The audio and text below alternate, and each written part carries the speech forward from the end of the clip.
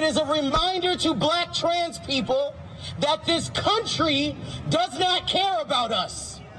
Described by some as an epidemic of violence, black transgender deaths are rising year after year. In Chicago, 2 transgender women, Elise Mallory and Tatiana LaBelle, were found dead just days apart. On days like this, the transient visibility, we need to kind of acknowledge the dangers and privilege that come with being able to be visible, being able to be out.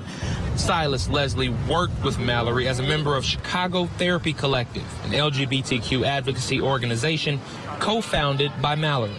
It is an unfortunate tragedy that self-advocacy and,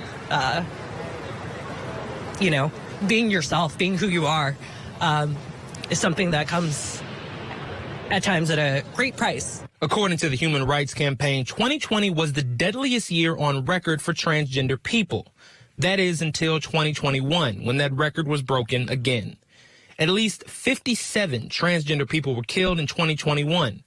Of that group, more than 80% of the victims were people of color. Here in Chicago, 4 black trans women were killed in 2021, representing 11% of the total. Trans women have always been killed. Tori Cooper works at the Human Rights Campaign and helps compile their annual trans deaths report. Cooper says there are many solutions to ending violence against transgender people, from LGBT-focused legislation to better data collection. But a big one, she says, is simply ending the stigma against this community. Once you get to know us, it becomes much more difficult for you to discriminate against us. You can't say, well, I don't know any trans people, or I don't understand trans people, because suddenly you realize that we're your cousins and your nieces and nephews and your siblings and even your parents.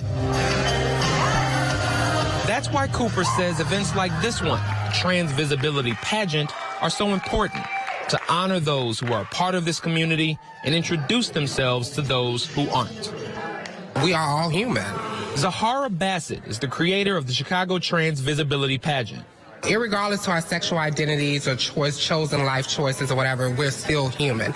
And we should be treated like human. So that's why visibility is important, because we're not treated as human. We dehumanize daily by society. That dehumanization increases risk factors for violence. Activists say family rejection, hostile politics, and invisibility can marginalize people, cutting off their access to good jobs, a full education, and essential health care. Along with a talent showcase and formal wear presentation, the pageant gives out awards to trans activists in Chicago. One of those awards was to have been given to Elise Mallory. It's hard to celebrate in the midst of mourning, to be honest with you. It's pivotal to honor black trans women and trans people, period, in the work that we're doing, whether it's frontline or in the background of doing the work, because we're still providing access to people, and that's what Elise was doing. Mallory's family accepted her award on her behalf. And I just want to say Black trans lives matter. The Chicago Police Department has announced no suspects or made any arrests in the investigation of Elise Mallory or Tatiana LaBelle's deaths. Jamal Andrus, Newsy, Chicago.